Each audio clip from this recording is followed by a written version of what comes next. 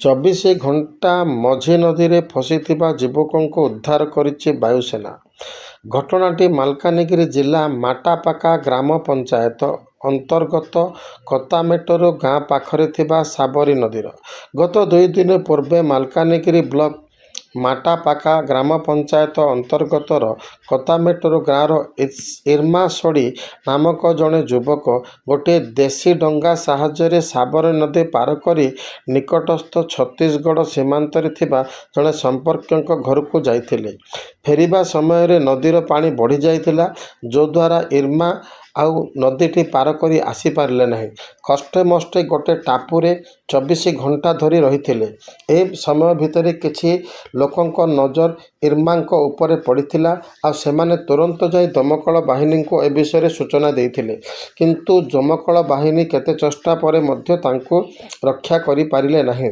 ପରେ ସୁକମା ଏସ୍ପି ତୁରନ୍ତ ଘଟଣାସ୍ଥଳରେ ପହଞ୍ଚି ଯେତେବେଳେ ଦେଖିଲେ ଯୁବକଙ୍କ ଦମକଳ ବାହିନୀ ଉଦ୍ଧାର କରିବାରେ ଅସମର୍ଥ ହୋଇଛନ୍ତି, ସେତେବେଳେ ସେ ନିକଟସ୍ଥ ଛତିଶଗଡ଼ ଜଗଦଲପୁର ବାୟୁସେନା ହେଲିକପ୍ଟର M71 ସାହାଯ୍ୟରେ ମଝି ନଦୀରୁ CRPF ଯବାନ ଦଉଡ଼ି ସାହାଯ୍ୟରେ ଯୁବକଙ୍କୁ ହେଲିକପ୍ଟରରେ ପାଣି ଭିତରୁ ଉଦ୍ଧାର କରି ନେଇଥିଲେ। ମାଲକାନଗିରିର ଲକ୍ଷ୍ମୀକାନ୍ତ ମିଶ୍ରଙ୍କ ରିପୋର୍ଟ ONI।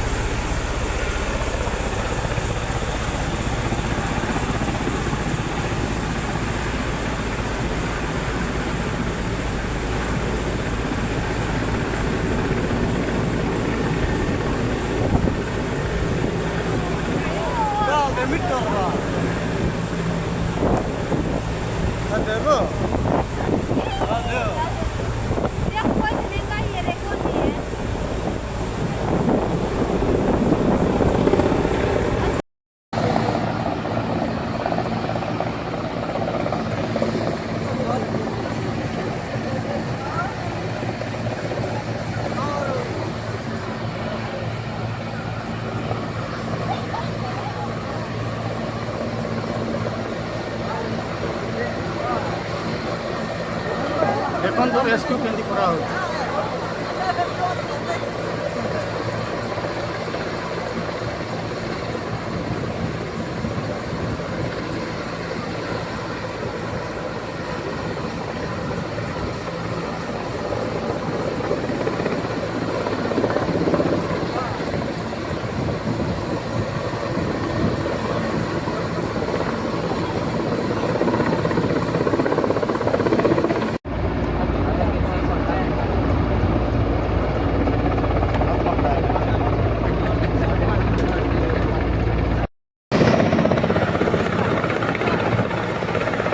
ধরলা হ্যাঁ ধরলা।